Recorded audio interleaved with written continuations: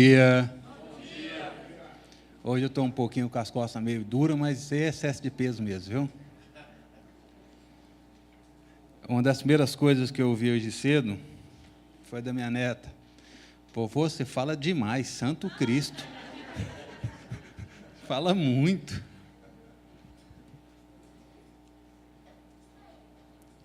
Eu sei que alguns aqui me conhecem há muitos anos. E eu sou uma pessoa tímida, por incrível que pareça. Uma pessoa medrosa. Uma pessoa envergonhada. E quando eu estou ministrando a palavra de Deus, essa timidez vai embora, essa vergonha vai embora. Mas eu normalmente eu sou uma pessoa que sou muito atemorizado, que sou uma pessoa muito medrosa. Sempre fui assim. Apesar desse tamanho todo, sempre fui assim. No ambiente que eu não me sinto seguro ou confortável, é difícil para mim até falar. As palavras não saem. Eu quero falar, mas as palavras não saem. Mas quando eu falo a palavra de Deus, as palavras fluem naturalmente. Isso é dom de Deus. Isso não é meu. E a cada dia eu tenho mais convicção disso. E quando eu penso que eu tenho alguma coisinha aí, que eu vejo que eu não tenho nada mesmo. Deus me fala, você depende inteiramente de mim. E creio que todos nós somos assim, embora poucos possam reconhecer isso. Semana passada, nós ministramos sobre um texto. Quantos ainda se lembram qual era o versículo base? Ninguém? Mateus 25, 12, é isso mesmo? E por se multiplicar a iniquidade, o amor se esfriará de quase todos. Lembra que nós começamos assim? Vamos abrir lá em Mateus. Aliás, não era 25, é 24, não era isso? Mateus 24. E por se multiplicar a iniquidade, o amor se esfriará de quase todos. Isso quer dizer o que, amados? Que não ia sobrar muitos, não é isso? Mas isso precisa ser uma assertiva, precisa ser uma afirmação, que isso vai acontecer. A gente pode lutar contra isso? Ou a gente deve lutar contra isso?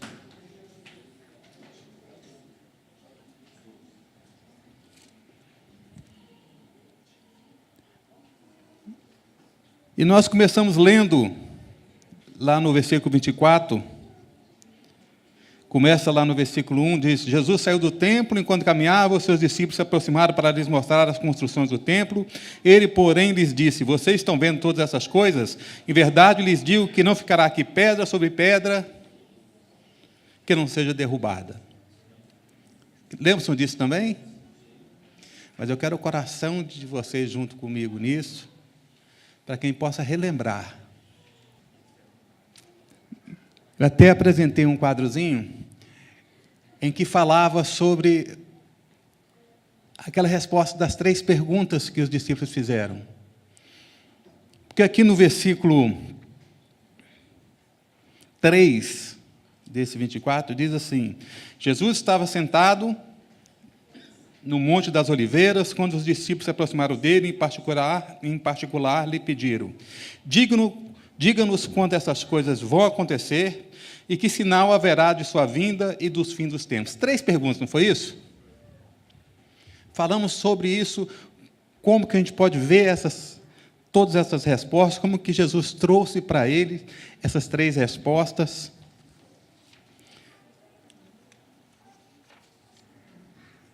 Falamos sobre o que é a iniquidade.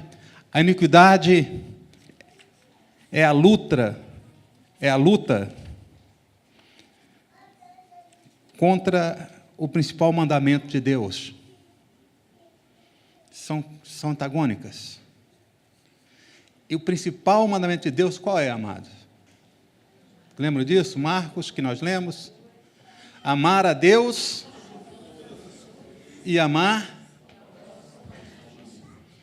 Disso se resume toda a lei. Amar a Deus sobre todas as coisas e amar ao próximo como a si mesmo. E aquele onde ainda disse, olha, é verdade aquilo que o Senhor disse, que amar a Deus sobre todas as coisas e amar o próximo como a si mesmo excede todos os holocaustos e sacrifícios. Excede, passa. E Jesus falou assim, você já não está longe do reino dos céus. Ele estava perto. Aí eu contei aquela historinha, lembram disso? E a historinha é o quê? Não adianta a gente só saber, a gente ter as afirmações. Não adianta a gente ter a resposta certa, a gente precisa viver a resposta certa. Saber é fácil. Viver é que são elas. E aí falamos um pouco sobre o que é iniquidade, fala que a iniquidade é um mal contagioso, progressivo, principalmente nos modismos. As coisas que acontecem, as pessoas vão acompanhando. E eu usei aquele texto até que o pastor Wesley tinha ministrado, sobre a questão daquele populacho que andava junto com o povo de Deus. E aquele populacho começou a murmurar porque faltava algo. Lembra da ministração sua?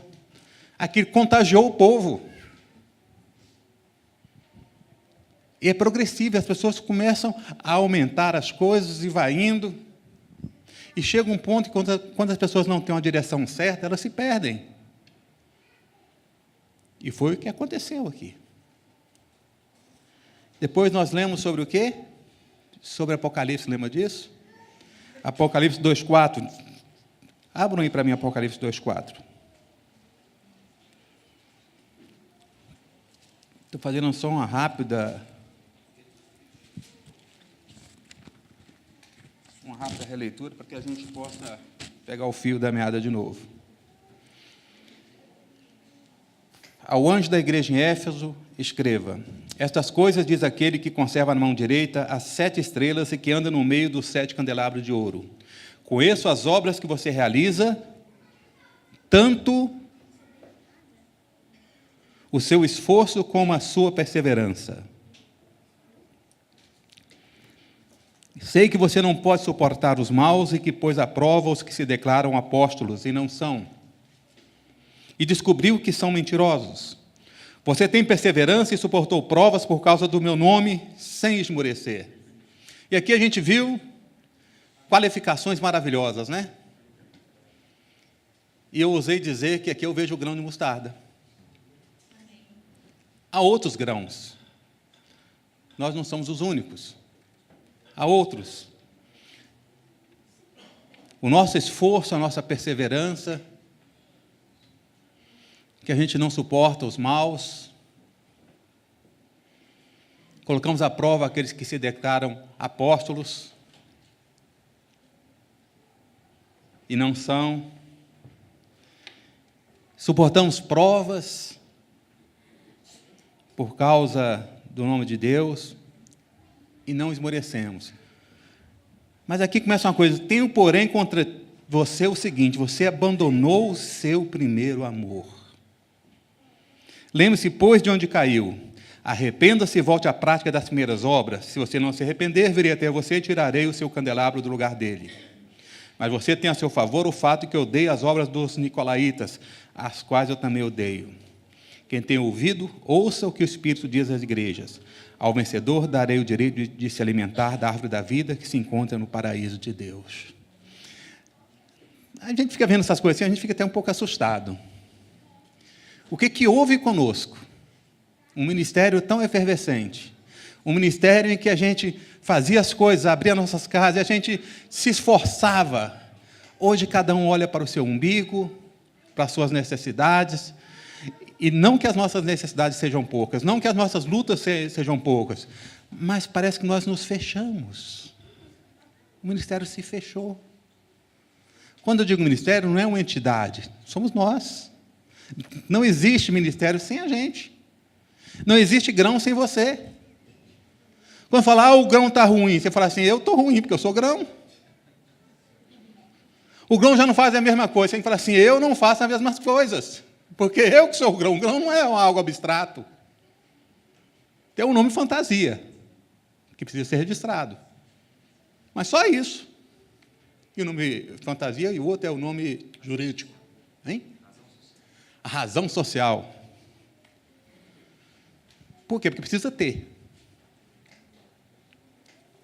Mas não existe ministério do grão de mostarda sem você, sem eu.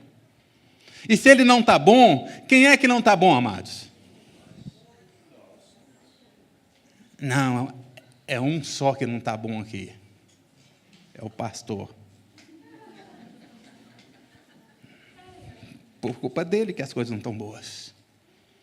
Não por culpa de mim que as coisas não estão boas. E quando nós começamos a admitir isso, a gente já está sabendo já do caminho certo. Agora precisa andar nele. Quando fala que o ministério não está bem, nós é que não estamos bem. Contar, eu tenho saudade daquele tempo antigo. Então viva aquele tempo antigo, meu irmão. Você quer que as pessoas vivam e você fica olhando?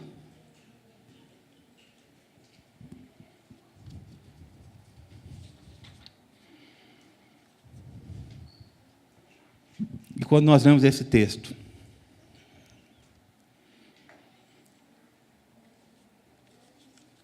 aqui de Apocalipse, há uma orientação para nós. Primeiro, lembrar.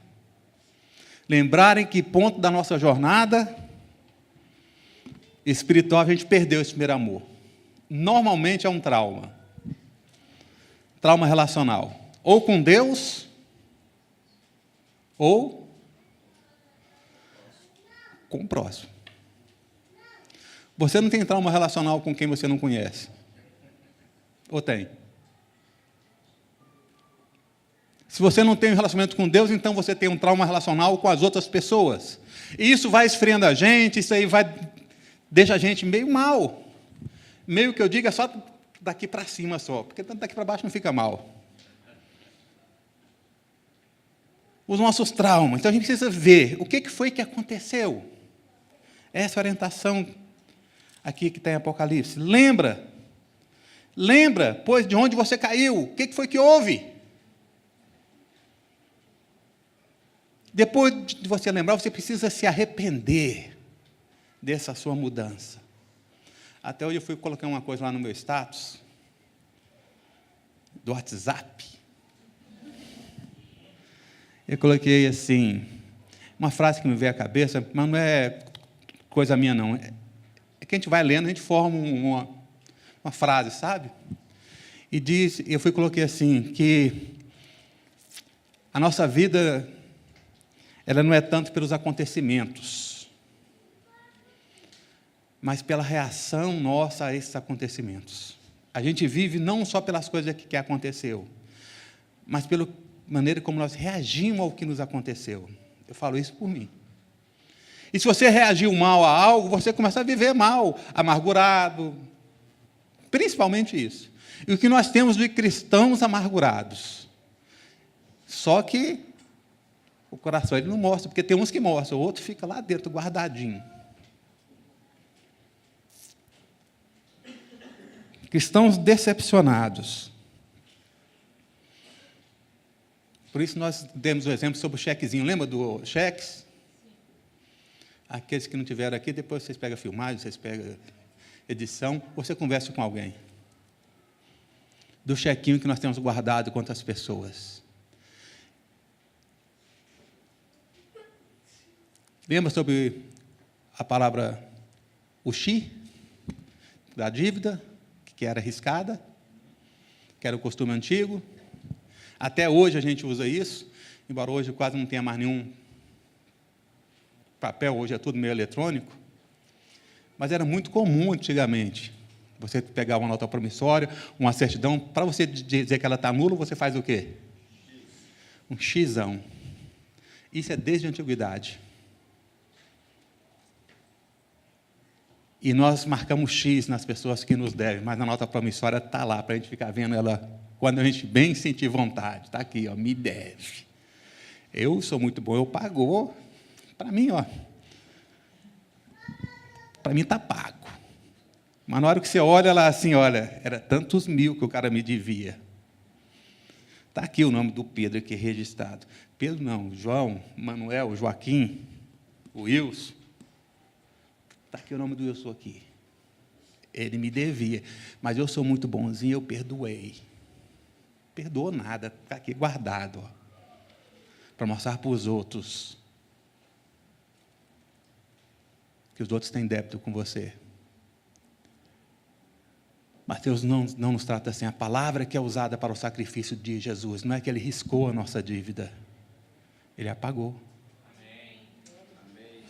E por isso que Ele diz, eu mesmo, por amor de mim mesmo, sou o que apago as tuas transgressões e dos teus pecados. Eu não me lembro mais, ó, cadê? Não, mas tinha, olha, parece que tinha algo mesmo, mas... A sinceridade, eu não lembro mais. Passou muito tempo.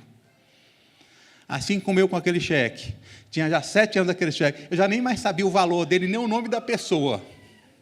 Mas eu sabia que tinha um chequinho lá. E quando eu fui buscar aquele cheque, eu vi o nome da pessoa, mas na hora acendeu o negócio. Rapaz, não foi 1.000 e pouco, não. Foi 2.000 e tanto. A dívida era maior. Mas eu rasguei na hora e foi para o lixo.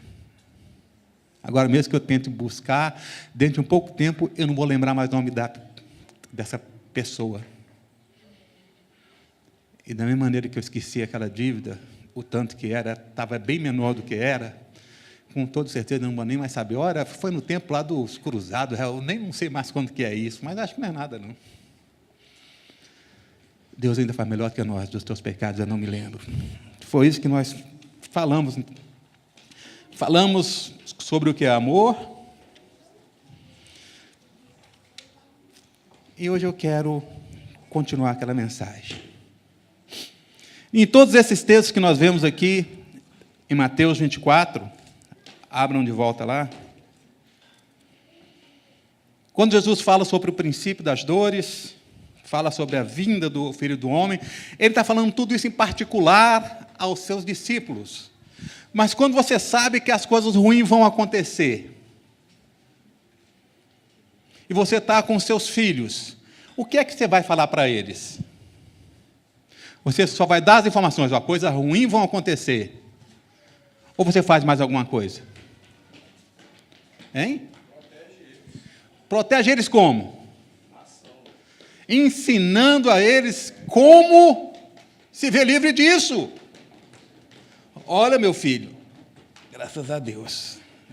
Deu um cutucado aqui, deu uma boa espichada aqui na coluna. Graças a Deus. Olha, meus filhos, as coisas ruins vão acontecer. O amor vai estar esfriando de quase todos. Os filhos ficam tudo lá, ai, agora? O que vai ser de mim? Olha, vocês precisam ficar atentos. Essa é a solução.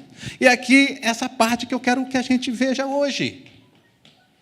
O nosso maior flagelo hoje é o problema relacional, das pessoas esfriarem um com as outras e com Deus. Quando fala que a pessoa está fria, ela está fria com quem, amados? Com Deus e com os irmãos. Não existe você ficar frio só com Deus. Não existe o jeito... Não, tá porque eu estou frio só com os irmãos. A palavra de Deus é clara sobre isso. Como você pode amar a Deus a quem você não vê, se você não ama o seu irmão? Ou não?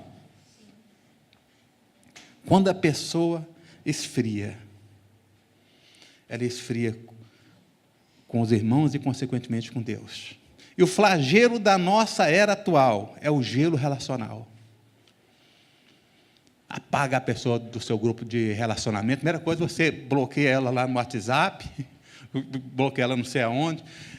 Deixa eu confessar uma coisa aqui para vocês, culpado. Eu bloqueei 2 pessoas no meu WhatsApp. Sabe, fiz. Sabe por quê? Porque todas as mensagens que eles mandavam eram mensagens políticas, criticando alguém. Eu já não aguentava mais receber isso. Eu bloqueei isso. Só mandava isso, mensagem. Está aqui, ó, fulano de tal, pá, fulano de tal. E fica, sabe, como é que é? Fake news, é isso? Gente, eu já não aguentava mais. E bloqueei essas duas pessoas. Porque eu não aguentava mais receber esse tipo de mensagem. Então é fácil. Se você não quer mais convivência com a pessoa, bloqueia. Aí, essa semana passada, eu fui e desbloqueei. Choveu de novo. Falei, rapaz, mas não parou ainda não. Já acabou a política. Acabou nada. Bloqueei de novo. Então é fácil. Você não quer nada com alguém, você bloqueia aquela pessoa. E quantas pessoas nós temos bloqueadas na nossa vida, não é por causa de política, não. Ou é por causa de política mesmo, não sei. Mas nós bloqueamos. Isolamos. Mas toda célula a gente tem que se encontrar, ou todo domingo. Então eu deixo de ir à celebração, eu deixo de ir à célula, eu deixo de ir congregar. As pessoas começam gelo. Isso eu falo dentro da igreja, porque no mundo é mundo.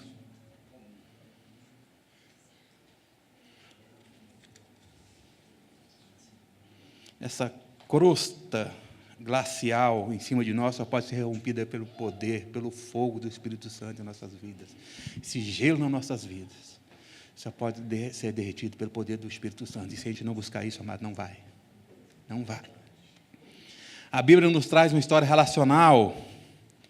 Ela traz a história do desacerto do homem com Deus. E depois do homem com o homem, e mais atualmente do homem consigo mesmo. O homem já não se entende. E muitos, por não se entender, fazem o quê, amados? Vocês sabem muito bem, não é isso? Não vou falar não que nós temos crianças aqui, mas nós temos visto pessoas que não se acertam consigo mesmo, tentam todos os caminhos e, por fim, tiram a vida. Desacerto relacional.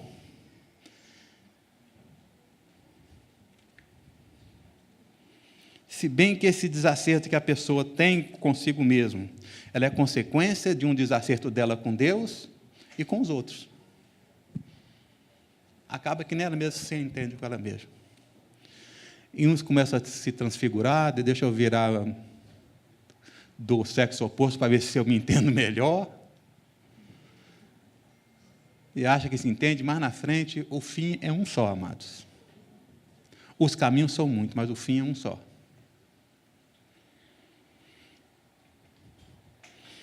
Jesus é a solução definitiva e Ele já está voltando. Alguém tem dúvida disso?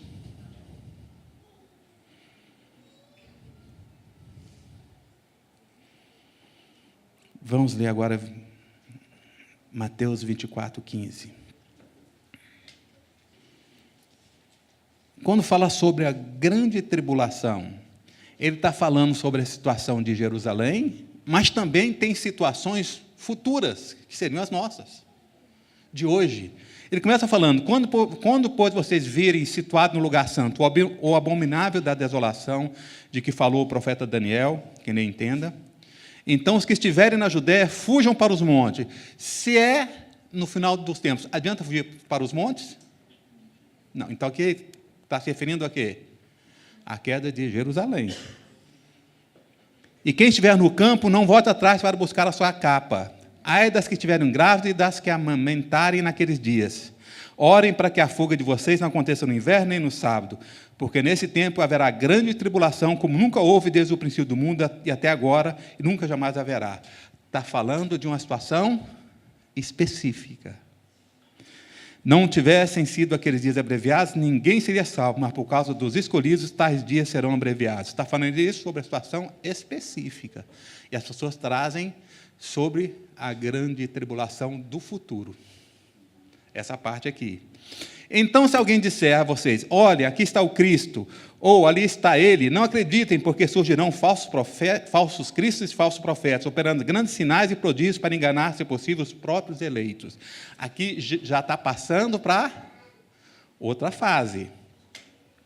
Eis que tenho predito a vocês, portanto, se disserem a vocês, eis que ele está no deserto, não vão lá. Ou se disserem, eis que ele está no interior da casa, não acreditem, porque assim como o relâmpago sai do oriente e brilha até o ocidente, assim será a vinda do Filho do Homem. Onde estiver o cadáver, aí se ajuntarão os abutres. Logo em seguida da tribulação daqueles dias, o sol escurecerá, a lua não dará a sua claridade, as estrelas cairão do firmamento e os poderes do céu serão abalados. Então aparecerá no céu o sinal do Filho do Homem. Todos os povos da terra se lamentarão e verão o Filho do Homem vindo sobre as nuvens do céu com poder e grande glória. E ele enviará os seus anjos com grande som de trombeta, os quais reunirão os seus escolhidos dos quatro ventos de uma a outra extremidade dos céus. Aqui está falando de quando? De quando? Da volta de Jesus. Amados, os dias são maus?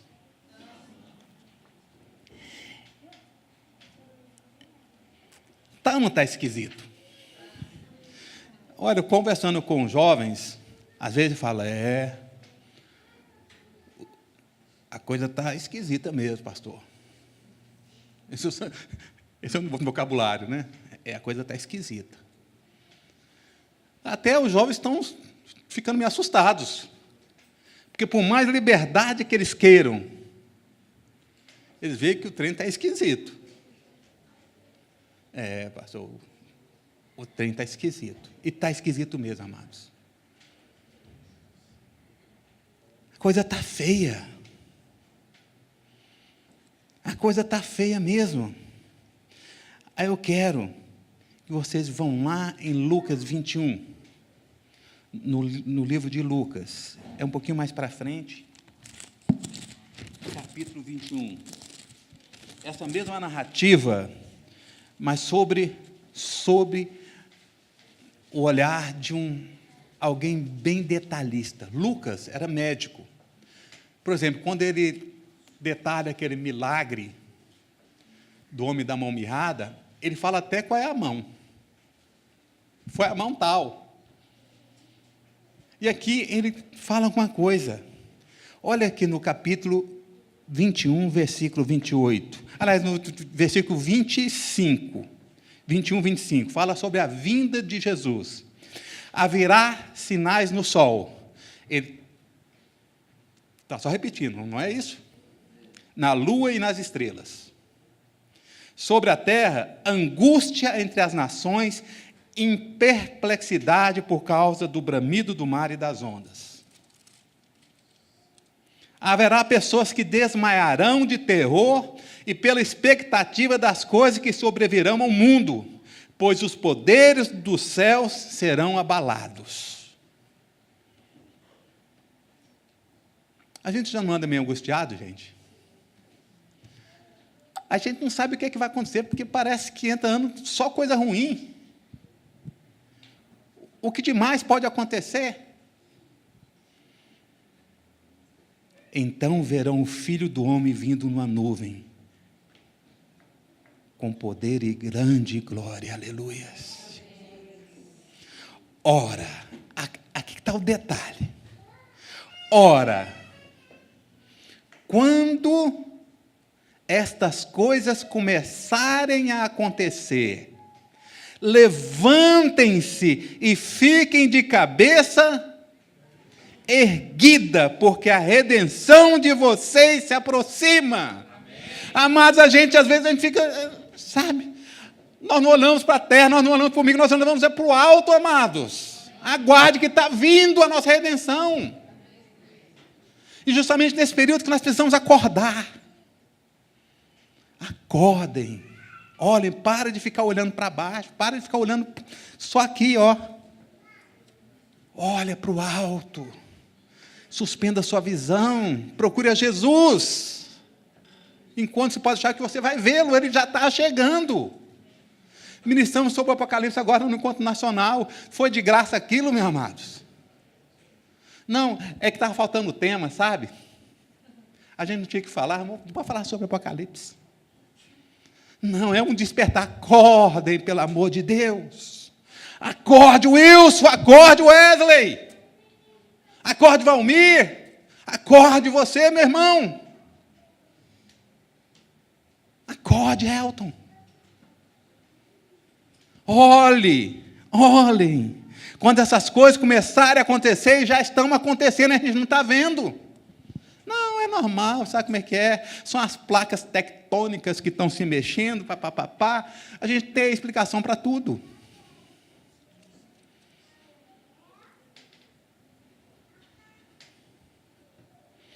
Ora, quando essas coisas começarem a acontecer, levantem-se e fiquem de cabeça erguida, saia desse marasmo, saia dessa situação de prostração.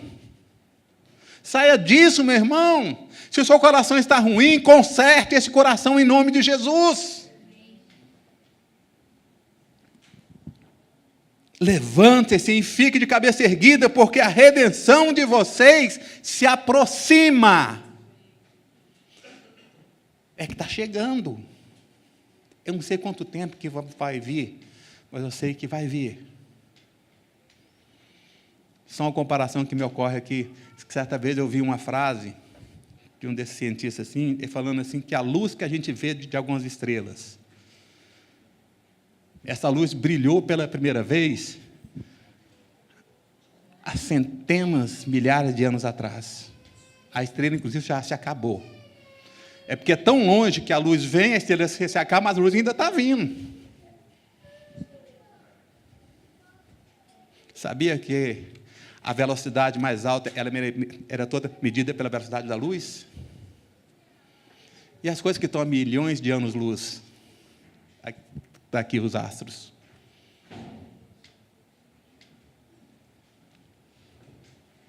Como é que a gente está? Volta lá para Mateus. Segura lá em Mateus. Vamos embora lá em Mateus de novo.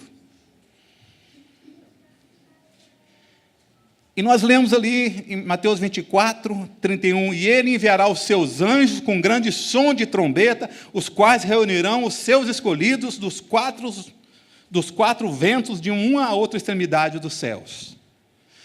Amados, você está pronto para ouvir esse chamado de Deus? Será que nós estamos prontos para ir? A gente canta, Maranata, Senhor, vem, ora vem, Senhor Jesus. Será que se Ele vier a gente está pronto mesmo? Mas Jesus, Ele dá algumas orientações. A primeira dela é essa, uma exortação para a gente estar vigilante. Vigilante, a gente está pronto? Aí ele continua, aprendam a parábola da figueira, quando já os seus ramos se renovam e as folhas brotam, vocês sabem que o verão está próximo.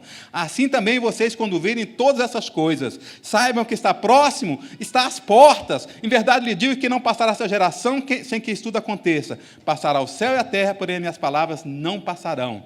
Aqui ele mistura as duas. Fala sobre aquela geração do povo de Deus que viu a destruição do templo, mas está misturado aqui. Está falando para a gente ficar alerta. Serve também para nós aqui agora. E aí ele continua. Mas a respeito daquele dia e hora, ninguém sabe, nem os anjos dos céus, nem o Filho, senão o Pai. Que dia que é esse que ele está dizendo? Da vinda dele. Pois assim como foi nos dias de Noé, assim será também a vinda do Filho do Homem. Pois assim como nos dias anteriores ao dilúvio, comiam e bebiam, casavam e davam-se em casamento, até o dia em que Noé entrou na arca, e não o perceberam, até que veio o dilúvio.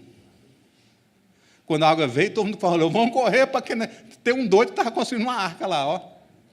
Vamos lá, porque aquele doido não era tão doido assim, não. Doidos somos nós. E não perceberam até que veio o dilúvio e os levou a todos. Assim será também a vinda do Filho do Homem. Então 12 estarão no campo. Um será levado e o outro será deixado. Lembra que um lá, que era antes, era para fugir. Aqui já está diferente, aqui está falando já sobre a vinda dele. Um será levado e outro será deixado. 2 mulheres estarão trabalhando no moinho. Uma será levada e a outra será deixada. Portanto, vigiem, porque vocês não sabem em que dia virá o Senhor de vocês. Porém, considerem isso. Se o pai de família soubesse a que hora viria o ladrão, vigiaria e não deixaria que a sua casa fosse arrombada. Por isso também, estejam também vocês preparados, porque o Filho do Homem virá a hora em que vocês menos esperam. Está chegando. Aí me recordo lá Hebreus 10, 25. O escritor dessa carta fala assim, que diz que é Paulo, né? E não deixemos de congregar, como é o costume de alguns, visto que o dia se aproxima.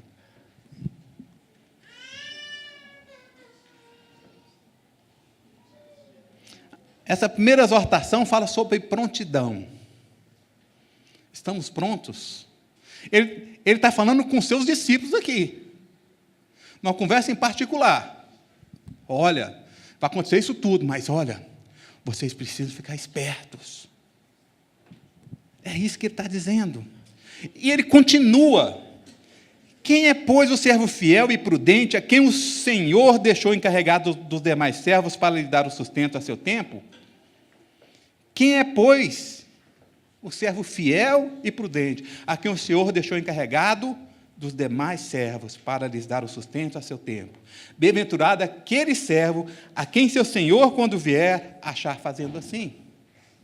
Em verdade, lhe digo que lhe confiará todos os seus bens. Mas o que acontecerá se aquele servo, sendo mau, disser consigo mesmo: meu senhor demora para vir, e começar a espancar os seus companheiros, a comer e a beber com os bêbados?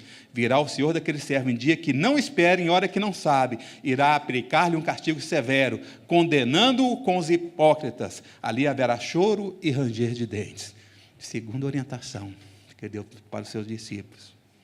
Essa parábola do servo fiel e do servo mau tem a ver com a nossa missão. E qual é a nossa missão? Olha lá no início que ele disse lá, ó. Quem é, pois, o servo fiel e prudente, a quem o Senhor deixou encarregado? De quem? Dos demais servos. Nós somos responsáveis pelos nossos irmãos. O que tem a ver com isso? Talvez a pergunta mais mal respondida: sou eu, por acaso, o tutor do meu irmão Abel? Lembram disso? Uma resposta mal criada. O que eu tenho a ver com a vida do meu irmão? Você é responsável pela vida do seu irmão. Quem é, pois, o servo fiel e prudente, a quem o Senhor deixou encarregado os demais servos para lhe dar sustento a seu tempo? Esse também é servo igual aos outros. Nossa responsabilidade, a nossa missão, e todos nós somos o quê, amados? Somos pastores, todos nós somos sacerdotes. Todos nós somos responsáveis por isso.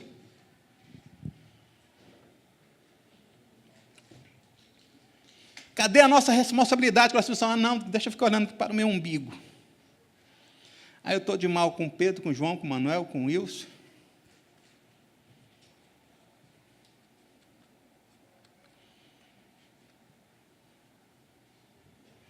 Nós temos uma responsabilidade. Jesus deu essa responsabilidade e lembrou os seus discípulos aqui. Esse discípulo, quantos anos que a gente está aguardando? Eu vou até morrer, sei lá, e ele não voltou. Deixa que lá, depois a gente se entende. Pois é, mas eu não quero me entender assim, não. Enquanto eu puder, eu quero fazer algo. Eu já não tenho muita força física, talvez pelo meu próprio estado físico, que não é muito bom. Eu preciso emagrecer. Porque a coluna já não dá mais conta, as pernas também não. Mas eu quero encontrar o Senhor de coração limpo. Se eu puder fazer alguma coisa, eu quero fazer. Se eu puder ministrar para alguém, eu quero. Da mesma maneira que eu disse no domingo passado, abrir as minhas portas. Sabe o que aconteceu com as minhas portas lá em casa, amado? De tanta gente sofrer pancada, a gente começa a se fechar. Quantos se lembram de onde era o meu escritório? Aonde que era o meu escritório, pastor Wesley? Hein? O meu escritório é a minha cozinha. A placa está lá até hoje. Só a placa. Porque ela não tem funcionado mais como escritório. Sabe por quê, amado? Porque a gente começa a fechar a nossa casa, a nossa vida. Sabe como é que é? Tanta coisa acontece com a gente que a gente não quer mais. Estou falando por mim. Quando eu estou ministrando isso aqui assim, pensar, mas ele é o supra-sumo. Não, eu estou sentado junto com vocês aí, porque eu faço parte desse rebanho. Eu faço parte dessas pessoas que carecem da misericórdia de Deus. Eu faço parte dessas pessoas que precisam tomar posição.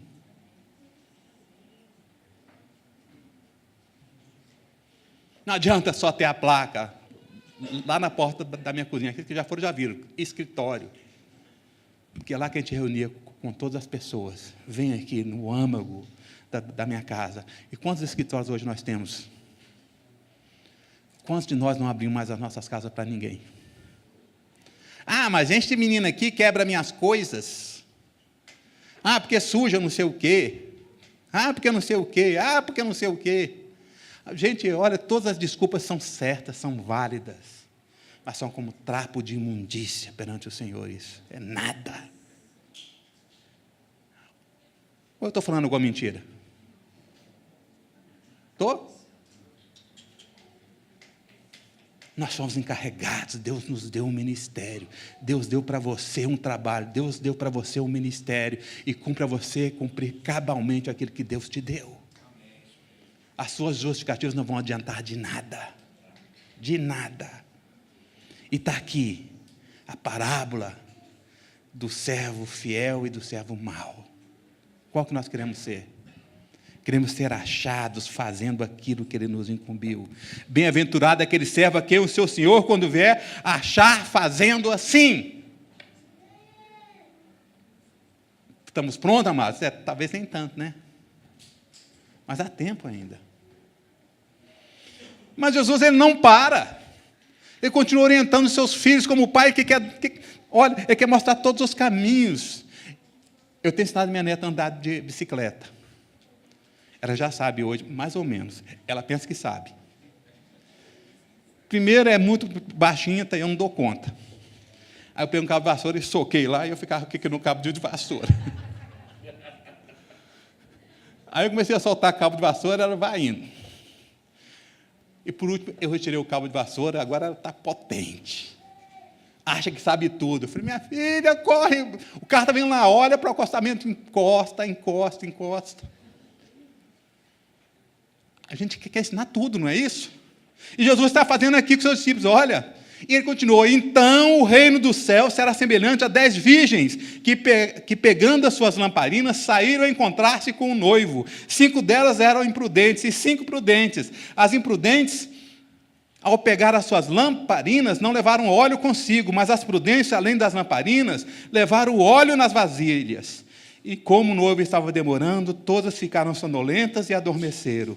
Mas à meia-noite ouviu-se um grito, eis o noivo, saiam ao encontro dele. Então todas aquelas virgens se levantaram e prepararam as suas lamparinas.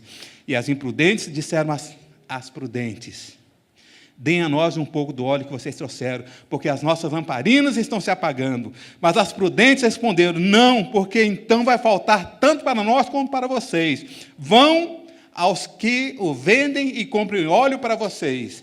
E saindo elas para comprar, chegou o noivo, e as que estavam preparadas entraram com ele para a festa do casamento. E fechou-se a porta. Mais tarde chegaram as virgens imprudentes, dizendo, Senhor, Senhor, abra a porta para nós. Mas o noivo respondeu, em verdade lhes digo que não as conheço. Portanto, vigiem, porque vocês não sabem o dia nem a hora. O Senhor contou essa parábola para os seus discípulos e falou, olha, ouviu essa historinha? Ouviram? Ah, sim, mestre. Então, agora, vigia. É desse jeito mesmo que eu estou lendo aqui. Vigie, porque vocês não sabem a hora. Ele está falando em particular ali para os seus filhos, ali, ensinando, olha, vigia, porque vocês não sabem nem a hora nem o dia. Vai acontecer isso tudo. Olha aqui, ele representa o que, amado? O Espírito Santo na vida do cristão, que renova e transforma. Por isso que a palavra diz assim, não entristeçais o Espírito. no qual fosse selado para aquele dia, para o dia da redenção. Outra parte fala, não extingais o Espírito, porque a gente pode extinguir, a gente pode ir matando ele, a gente pode ir sufocando ele. Mas Jesus não para de contar a historinha para os seus discípulos. Ele diz, pois será como um homem que, ausentando-se do país, chamou os seus servos e lhes confiou os seus bens. A um deu 5 talentos, a outro deu 2, a outro deu 1, de acordo com a capacidade de cada um deles. E então partiu. O servo que tinha recebido 5 talentos saiu imediatamente a negociar com eles e ganhou outros 5. Do mesmo modo, o que tinha recebido 2 ganhou outros 2. Mas o servo que tinha recebido 1 talento, saindo, fez um buraco na terra e escondeu o dinheiro do seu senhor. Depois de muito tempo, o senhor daqueles servos voltou e fez um ajuste de conta com eles. Aproximando-se o que tinha recebido 5 talentos, entregou outros 5, dizendo, o senhor me confiou 5 talentos, eis aqui outros 5 que ganhei. O senhor disse, muito bem, servo bom e fiel. Você foi fiel no pouco, sobre o muito eu colocarei. Venha participar da alegria do seu senhor. Como nós gostamos de ouvir isso, né? Muito bom, servo bom e fiel. Você foi fiel no pouco, sobre muito eu vou te colocar. E nós profetizamos isso sobre a bênção das pessoas, que as pessoas pensam que é na parte financeira, né? Olha, você foi fiel nos seus livros. Você tem tantos mil aí de salário, então você é fiel nisso, eu vou te dar mais ainda. A pessoa pensa só na parte pecuniária. Aqui fala sobre responsabilidade. Quantas vidas Deus colocou na sua mão, meu irmão? Através daquilo que Deus te deu. Eu sei que eu não tenho talento nenhum, mas Deus me colocou para ministrar a palavra dEle. Eu não posso me calar. Eu não posso. Deus te deu talentos e você simplesmente enterrou esses talentos. Sabe por quê? Relacionamento ruim com Deus e com os outros. Relacionamento ruim. Ah, mas e se eu sofri um acidente e se eu estou desmemoriado? Tá, e você sofreu? Você está desmemoriado? Eu estou falando para você que não sofreu. Não, porque ele fala assim, que a gente não, esquece esses outros, que essa aí é outra parte que Deus não deixou escrita aqui para mim não, mas essa aqui Ele deixou. É para você que não sofreu um acidente, que não está desmemoriado, que não está aí, não sei como. Aqui tem área aqui? Tem, né?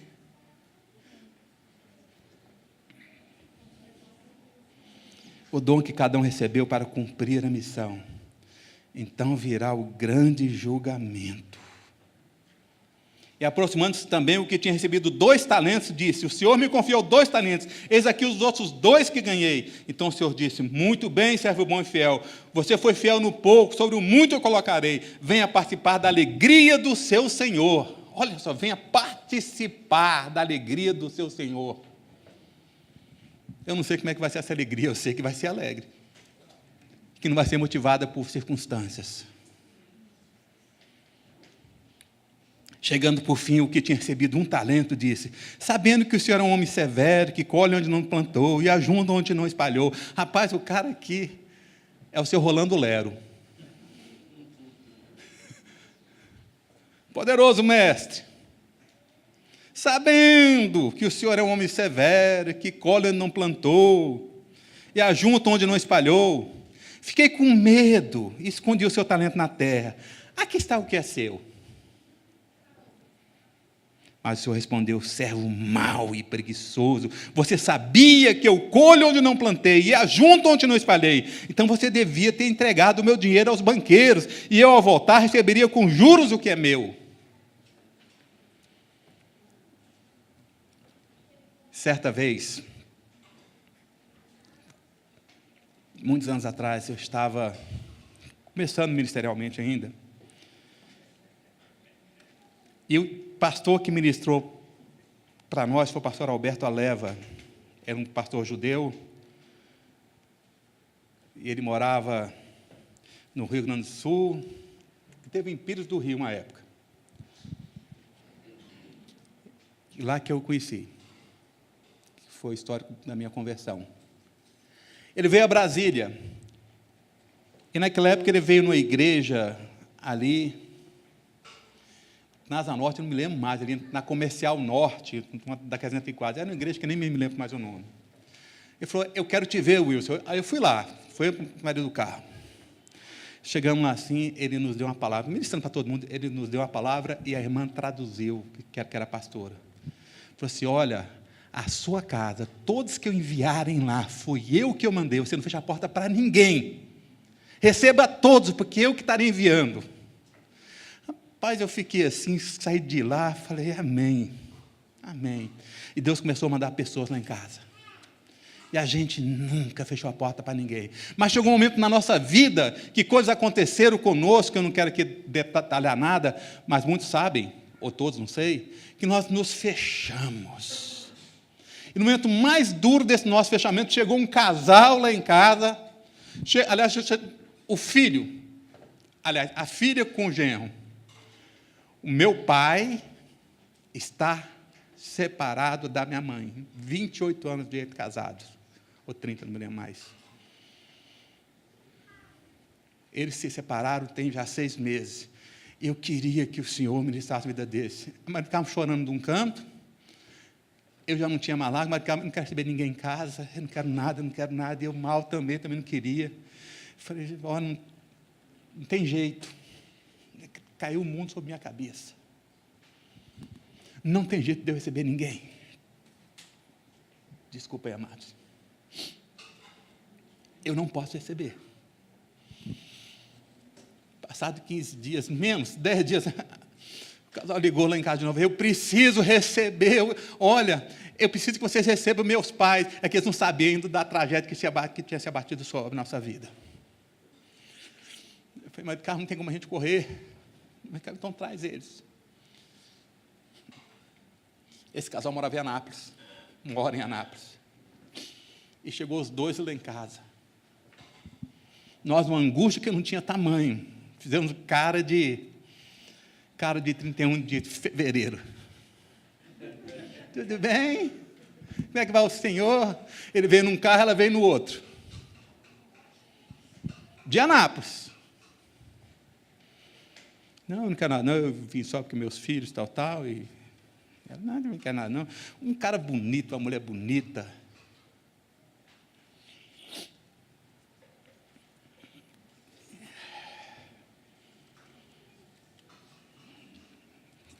Eu ia dizer o que sobre família?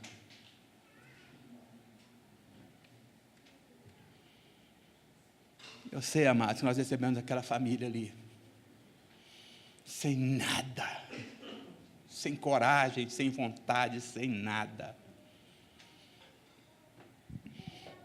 E aquele homem veio, e muito em respeito a ele, eu falei, olha... Aí acontece aquela coisa, quando você começa a falar a palavra de Deus, parece que as coisas melhoram. Da mesma maneira que quando você começa a louvar a Deus aqui, parece que não tem problema nenhum, não é? E você começa a falar de Deus ali assim, aquilo começa a invadir a sua vida, a fé começa a vir ao seu coração. Eu comecei a ministrar na vida daquele homem, daquela mulher, eu falei assim, eu queria que você viesse aqui durante 7 semanas. 7 não é número mágico, não. Eu queria um tempo para ver se ele... Se aquele homem vinha aqui de vez em quando. Você vem? Ele falou, eu venho. Ela falou, eu também venho. E no meio daquelas lutas todas, amados, aquele homem, toda semana, ele saía de Anápolis. Saía de lá, tipo umas 5h30 da tarde, 6 horas. Ele vinha no carro, a mulher também vinha. E parava os dois lá na porta de casa, umas 7h30, 8 horas. Chegava na porta de casa, eu recebia eles.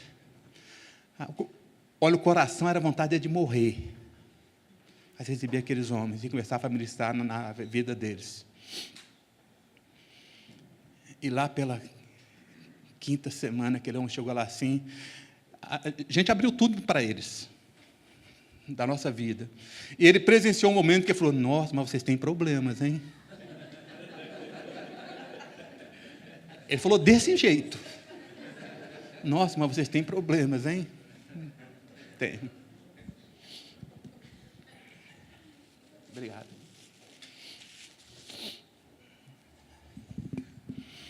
E nós ali ministramos na vida daquele homem. E chegou um dia que eu falei para ele, vocês se odeiam tanto, que precisa vir 2 carros. Ou vocês são tão ricos que tem tanto dinheiro que precisa gastar para vir 2 carros. Aí na semana que vem já passaram a vir num carro só. Na sexta semana ele falou, olha, eles tiveram um arranca-rabo lá, eu falei assim, olha, eu não posso mais vir, não, para mim, vocês já fizeram muito, vocês têm os seus problemas. Eu falei, eu não te libero. Ele veio a 7ª semana. Foi na época do encontro nacional, depois teve encontro nacional, a mulher dele foi para os Estados Unidos, de viagem. Ele viajou também, sei lá. E nós ficamos para o encontro nacional, que às vezes a gente chega lá no encontro nacional e fala assim, olha, mas tá bom, irmão, eu estou arrasado. Porque eu tenho lutas igual a vocês, ou talvez pior, porque são as minhas lutas. E eu soube a notícia, ele voltou para casa, estão bem até hoje. E ele fala claramente, aquele homem e aquela mulher tinham um problema, ministraram na minha vida, abriram a porta da casa deles. E hoje, os filhos, olha, eles são muito ligados a gente. Só que mora lá, não tem como a gente ajudar eles lá.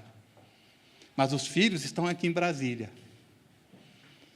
E falou assim, olha, eu preciso ajudar meu irmão agora. A filha disse, junto com o cunhado, eu falei, então vamos embora junto agora. Disse agora, porque tem uma semana atrás eles vieram lá em casa. Nós vamos atrás deles.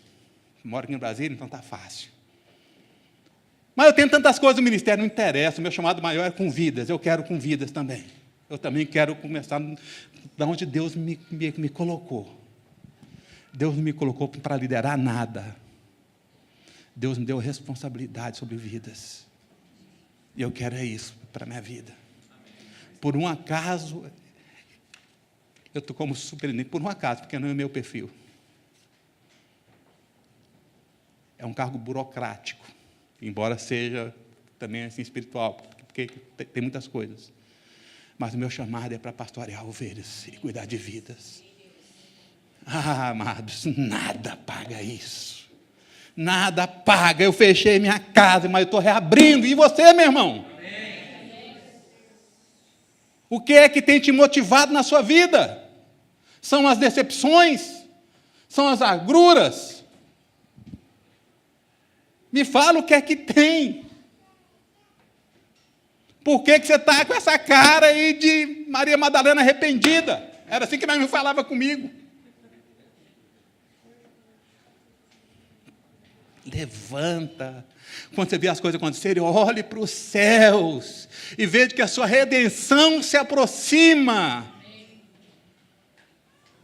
Se erga. Jesus fala sobre a parábola desses talentos. Portanto, tirem dele o talento que tem o que tem 10, porque o que tem, mais lhe será dado, e terá em abundância, mas o que não tem, até o que tem lhe será tirado. Quanto ao servo inútil, deixa para lá. Porque ele fala, quando o Filho do Homem vier na sua majestade, versículo 31, e todos os anjos com ele, então se assentará no trono da sua glória. Todas as nações serão reunidas em sua presença, e ele se separará uns dos outros, como o pastor separa as ovelhas dos cabritos, porá as ovelhas à sua direita e os cabritos à sua esquerda. Então o rei dirá aos que estiverem à sua direita, venham benditos de meu Pai, venham herdar o reino que está preparado para vocês desde a fundação do mundo. Porque tive fome e vocês me deram de comer, tive sede e vocês me deram de beber, eu era forasteiro e vocês me hospedaram, eu estava nu e vocês me vestiram, enfermo e me visitaram, preso e foram me ver.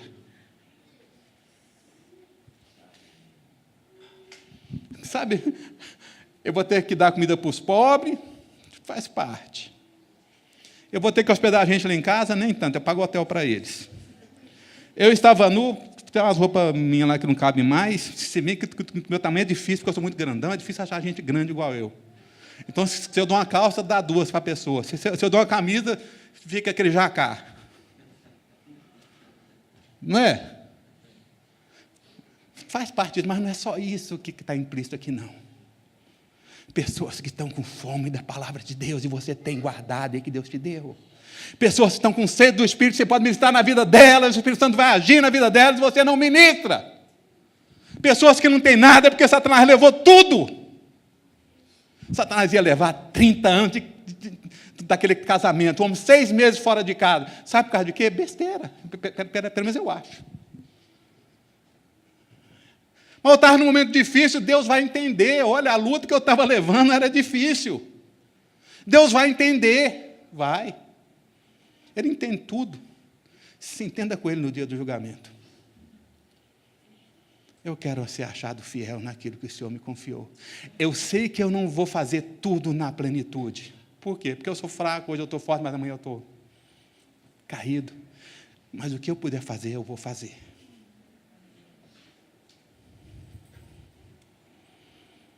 Será que a gente tem uma preocupação com esse grande dia? Será que nós estamos vivendo o mesmo que o servo mau ou infiel? Ah, meu Senhor, Ele ainda vai demorar muito para vir, eu tenho muito tempo ainda. Será que temos agido da maneira que o Espírito Santo não pode atuar na nossa vida? Será que o fruto do Espírito Santo está se extinguindo na nossa vida? Dons são dados para ajudar os outros, para cumprirmos nossa missão. Nós enterramos os nossos dons por maus relacionamentos? Ah, mas nós precisamos rever os nossos posicionamentos.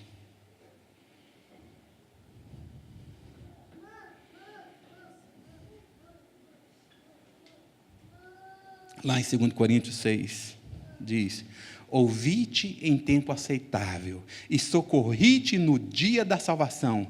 Eis agora o tempo aceitável, eis aqui agora o dia da salvação. Agora, no último dia perante o trono branco, o homem não será aceito diante de Deus, pois hoje é o tempo da salvação, é hoje, não vai ser lá naquele dia não. Hoje é o tempo aceitável do Senhor.